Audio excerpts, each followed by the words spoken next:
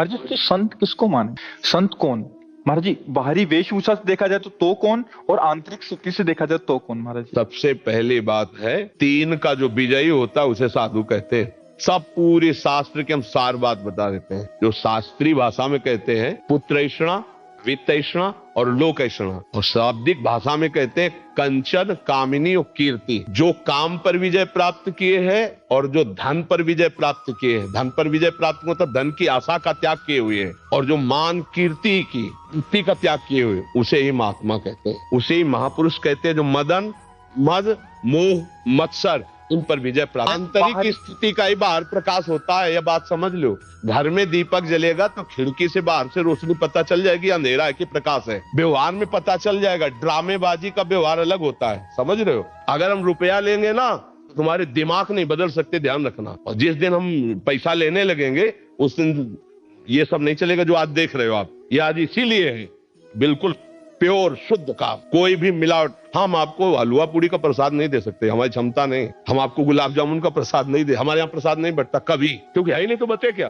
जो व्यवस्था है वो अपना किसी तरह उधर पोषण के, सब अपने धर्म से कार्य में लगे। महाराज जी, बाहरी वेश से जैसे आपने बोला, एक तो मुंडन और एक ये, तो क्या ये किसी गुरु द्वारा ही प्रदत्त होता है? गुरु प्रदत्त, बिना गुरु प्रदत्त सन्यास या वेश नहीं धारण किया जाता। आज सैकड़ों लोग बिना गुरु प्रदत्त धारण। हाँ, थोड़ा सा वैराग्य आया, थोड़ी दाढ़ी बढ़ गई, वैराग्य का तो आया नहीं, तो नहीं तो गुरु शरण में होगा। थोड़ा सा प्रमाद आया, कायरता आई, और भेष परिवर्तन कर लिया। माल छानने को मिलेगा, पूजने को मिलेगा, रुपया मिलेगा, उन्हीं से नौटंकी नाटक होता है। जब वैराग्य आता है तो फिर ये नहीं होता, फिर भगवत प्राप्ति की चाह होती है। फिर जो ये वैभव होता है वो आखिरी बात होती है। जब सिद्ध हो गया, भगवत प्राप्त हो गया, काम हो गया, तो भगवान जगत मंगल में उतार देते हैं। प्रारंभ नहीं है, ये अंतिम होता है। आज प्रारंभ में क्या प्रचार करोगे? जब तुम काम पर विजय नहीं प्राप्त की, क्रोध पर विजय प्राप्त नहीं की, प्रचार क्या करोगे? यही इसी का प्रचार होगा। रुपया होगा, प्रणाम होगा, नमस्कार होगा, भोग सामग्री, इसीलिए सबके दिमाग में भर गया। क्या होता है कि आजकल अर्थ की इतनी मांग हो रही, हर जगह अर्थ ही अर्थ है। सत्संग है तो अर्थ है, भागवत है तो अर्थ है, कोई प्रोग्राम है तो अर्थ है, मतलब जहां देखो अर्थ। अर्थ से भोग सामग्री, भोग सामग्री का भोक्ता वो कभी ज्ञानी नहीं हो सकता, कभी भगवान का प्रेमी नहीं हो सकता, और कभी सच्चाई से नहीं चल सकता जहां अर्थ की प्रधानता है।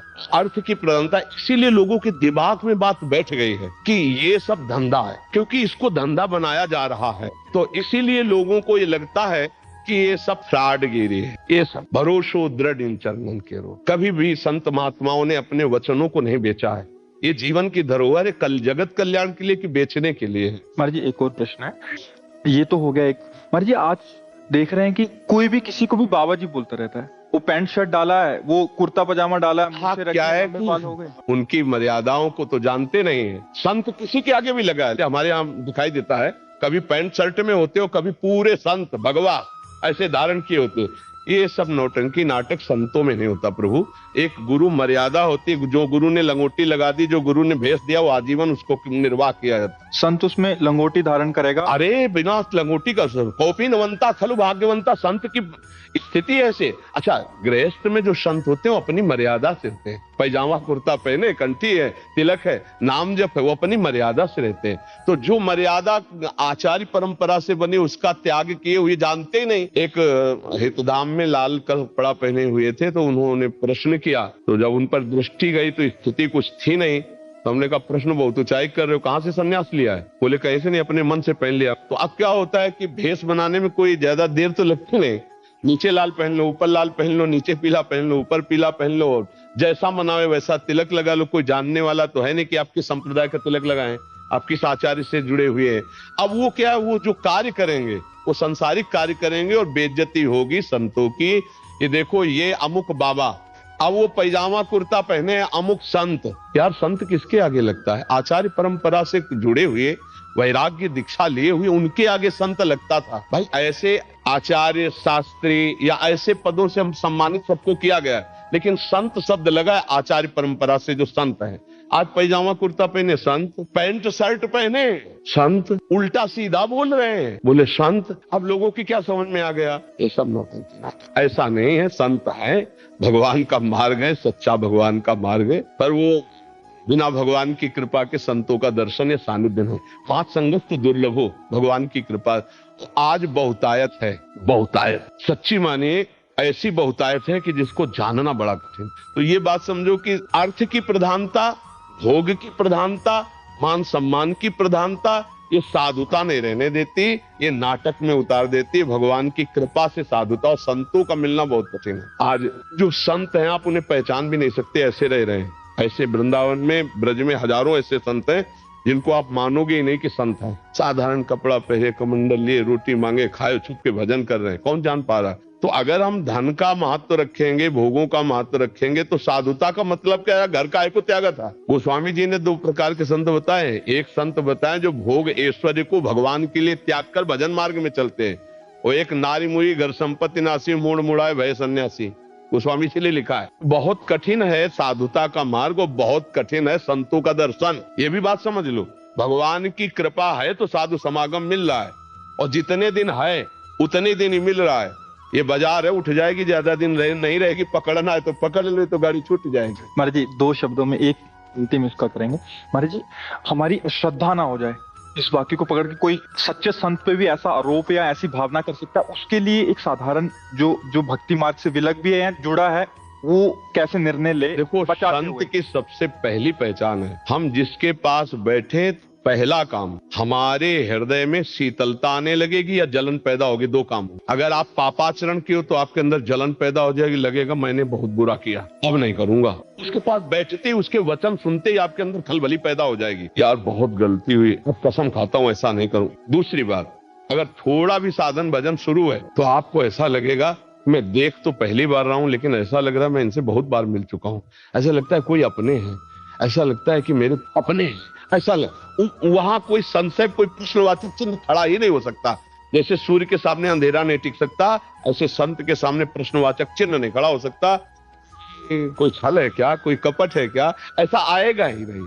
उनको देखते ही तुम्हारे हृदय में एक अद्भुत प्रियता और गलत कर्मों के प्रति एक अलौकिक जलन शुरू हो जाएगी, और आप निश्चित गलत कार्यों को छोड़ देंगे और अच्छे कार्य करने लगेंगे। ये सहज पहचान है। बकाया सोई जाने जे देह जनाई, वो संत अपने को जना दे या भगवान जला दे तो ही, नहीं तो कैसे जला जा सकता। हमारी सबसे अपनी तरफ से प्रार्थना है, हमको सबके प्रति भाव रखना है, पर जहां हमको गलत थोड़ा भी नजर आवे तो हम निंदा न करें, वहां से दूरी हट जाए, चाहे कोई भी हो। ये बात हमें ध्यान रखनी है। गलत का मतलब है जैसे चेष्टाएं बता देती है, आदमी की स्थिति बता देती है। देखो, चेष्टाएं छुपती नहीं हैं, और सब कोई जानता है कि गलत देखना, गलत छूना, गलत बोलना वो हरकत में समझ में आ जाता है। अगर कोई गलत है तो तुम्हारी तरफ देखने का ढंग, तुम्हारी तरफ बोलने का ढंग, तुम्हारी तरफ का जो उसका भाव है वो आपको बता देगा ये आदमी गलत है, चाहे वो किसी भी भेष में हो।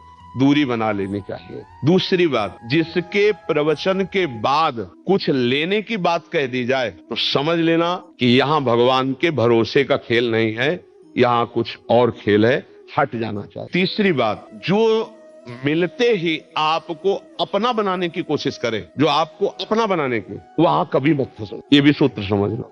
आप मिले, आपको इतना प्यार, इतनी क्यों आप उनकी मुट्ठी में आ जाएं, बिल्कुल नहीं आना, दूर हटके रहें। ये पक्का समझ लेना, संत कभी अपेक्षा नहीं रखते, वो निरपेक्ष रहते हैं।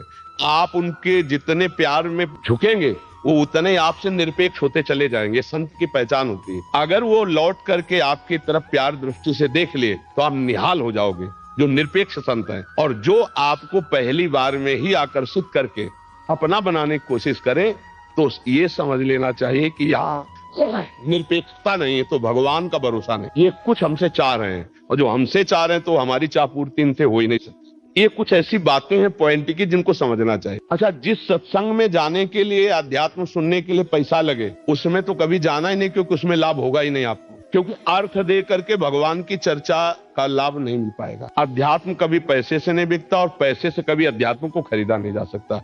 आज समाज अंधी होती चली जा रही है। हमारे रोग दूर होंगे भगवान नाम जप से, ना कि किसी की छूछा से। बात पक्की समझ लेना। महीना 2 महीना 4 महीना अगर भजन डट के किया हो तो चेहरा बता देता, बचपन से भगवान के मार्ग में रहे और ईमानदारी से भगवान के ही मार्ग में रहे, तो अपने जीवन की इन आंतरिक बातों को हमने देखा, उसका प्रभाव जो पड़ता है वो आप पर पड़ेगा। आप खुद देख रहे हो। अगर लाखों लोग मिल रहे हैं वो कह रहे हैं हमारा परिवर्तन हो रहा है, तो कोई हमारे प्रवचन में जादू नहीं है। ये प्रवचन सब जगह होते हैं, हम शास्त्र की बात कहते हैं। अंतर इतना है कि हम आपके कल्याण के लिए सिर्फ बोल रहे हैं, आपसे कुछ चाह नहीं रहे, इसलिए आपका परिवर्तन, अन्यथा नहीं। तो हमको ये बातें ध्यान रखने की कोई भी छूछा, कोई भी हवन, कोई भी जंतुर मंतुर तुम्हारे दुखों को नहीं मिटा सकता। रामकृष्ण परमहंस सिद्ध महापुरुष थे, गले में कैंसर था, आप विचार करके बताइए, क्या उनके भजन में कमी थी, भगवत प्राप्त नहीं थे, क्या था?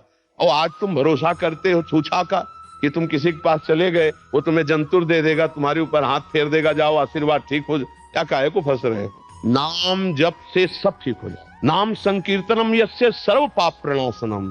आप कह दो आप क्यों नहीं ठीक हो गए? क्योंकि इसको हम ठीक करना नहीं चाहते। अब हमारा समय आ रहा है श्री जी से जाने, श्री जी के समय का।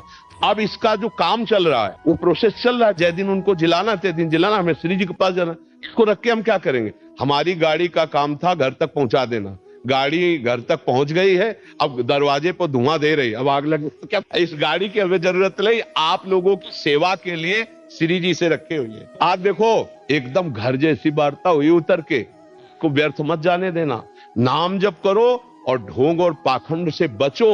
और ढोंग और पाखंड से जब आप लोग बचोगे तो कम होगा ढोंग पाखंड। आज सत्य को कोई नहीं समझ रहा, हाँ ढोंग पाखंड में आप फंस, और उनका बढ़ावा हो रहा है। तो जब 100 लोग प्रणाम करेंगे ना, तो 50 उसमें अपने आप चले जाते हैं। और कि भाई कुछ तो है ना। ये 100 लोग नाम जप करो और जो दुख सुख आवे उसको भोगो। शरीर रोगी है तो अस्पताल जाओ, अध्यात्म के लिए साधु महात्मा का संग करो, और धन कमाने के लिए धर्म पूर्वक कर्तव्य कर्म करो। किसी के आशीर्वाद से धन नहीं आता, जिसे कहते ना उनसे आशीर्वाद मिल जाएगा तो धन आ जाएगा। तुमसे पैसा क्यों लेते हो? अपने ऊपर आशीर्वाद दे ले, खूब धनी हो जाए। तो इन बातों को समझो और पाखंड का विरोध अंदर से रखो। हम संग नहीं करेंगे ऐसे पाखंड। तो आज हमारे भारत में जो उपहास हो रहा है संतों का, जो पाखंड का, वो सब ठीक हो जाए। जाओ, आपका सबका मंगल हो। अगर आपको यह वीडियो अच्छी लगी है तो वीडियो को लाइक करें, कमेंट करें और चैनल को सब्सक्राइब जरूर करें। और मैं आपको मिलता हूं कल एक और नए वीडियो के साथ। राधे राधे।